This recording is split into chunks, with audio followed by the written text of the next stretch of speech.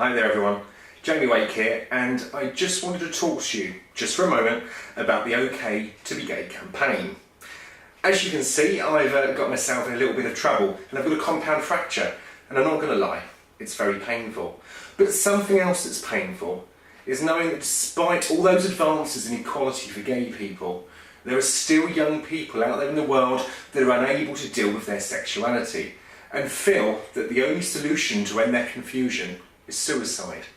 Now, broken bones will eventually mend, but sadly, unless we can ensure that young people know that it is okay to be gay, their pain may not mend as quickly.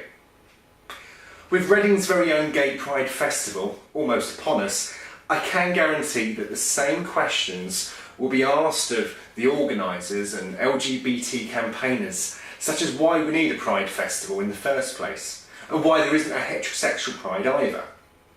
I've always been asked that in every BBC interview I've ever done, and it always surprises me that a journalist asks the gays this question, but always neglects to ask other organisations who fight for equality for other minority groups that very same question.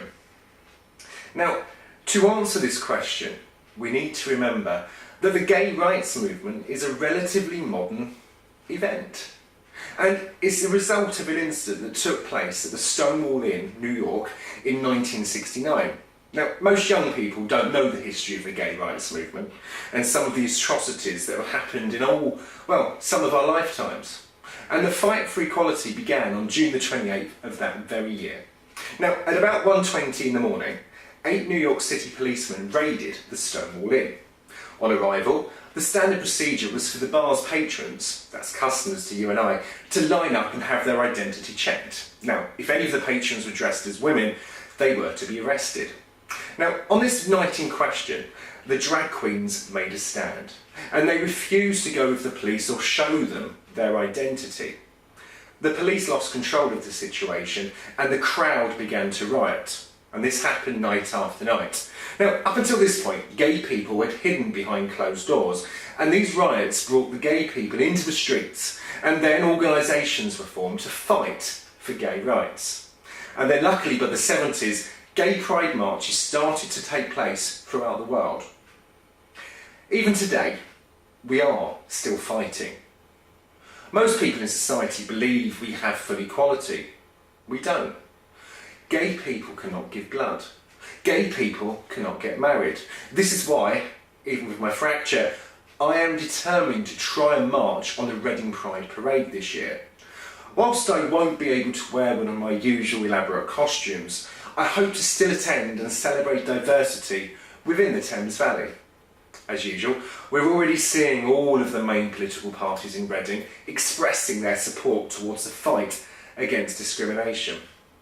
It's such a shame that they only do this just before the Pride Festival every year in the hope to secure the gay electorate's vote.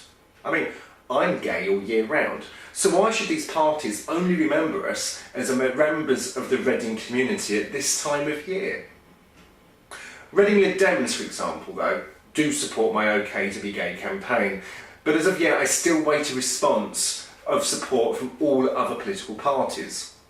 The fight against homophobia in Reading needs to be a cross-party effort and should not be used each August for political point scoring. I beg you, please visit my campaign website at www.ok2bgay.co.uk and help me inform Reading's community that it is okay to be gay, and for those teenagers who are finding it difficult to come out to themselves as well as others, that it will get better here in Reading. Over the years, society has programmed people to believe that being gay is abnormal. It's not. A Pride Festival is not just a party in a park. It's a reminder that all is not equal, and we mustn't forget the event's intentions, its values, and its necessity for fighting equality here in Reading, the UK, and of course worldwide. All I ask is that we don't forget why the event is taking place. There are still many countries where homosexuality is illegal and punishable by death. Let's not forget that. There are still teenagers committing suicide throughout the world because they believe there is something wrong with them. Let's not forget that. And there are still members of the UK government that believe that homosexuality is wrong. Let's not forget that. And there are still religions that teach their people that homosexuality is a sin. Let's not forget that. And while these views exist, there is a need for pride. So while we educate Reading, let's educate ourselves. I mean, a simple glance at the local newspaper's website shows some of the views and opinions held by commentators on there.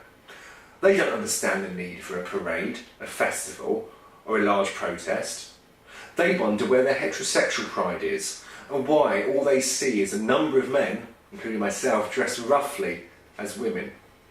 We need to tell them and let them have the opportunity to question the answers that they receive. They can only learn if we teach them.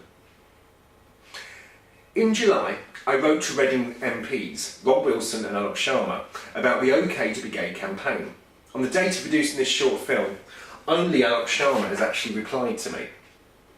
In my email to them, I told them that I knew that fighting discrimination against LGBT people here in Reading has not been a priority politically, and that it was apparent when you investigate the amount of funding other groups and charities, organisations and events in Reading receive compared to grants the Reading Pride Charity and Festival actually receives, for example.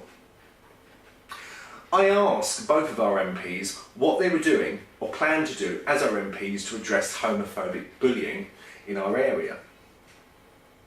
I also asked if local authorities in Reading have signed up to Stonewall's Education Champions programme. I also asked if schools in Reading have used their copy of FIT. I mean, every secondary school in the country was sent a copy of Stonewall's feature film DVD. I reminded both our MPs that homophobic bullying blights the lives of all young people and threatens the life chances of young people in our constituency. I asked them to do what they can as our MPs to address it. I of course wait patiently for Rob Wilson's reply and for Alok Sharma to come back to me with the answers to the questions I have asked. So, have a great pride, regardless of who you are or what you wear. But I believe that blatant is better than latent, and that is why I will be disappointed not to be wearing my new rainbow-covered metallic dress to this year's festival. So regardless of what they say, it is okay to be gay.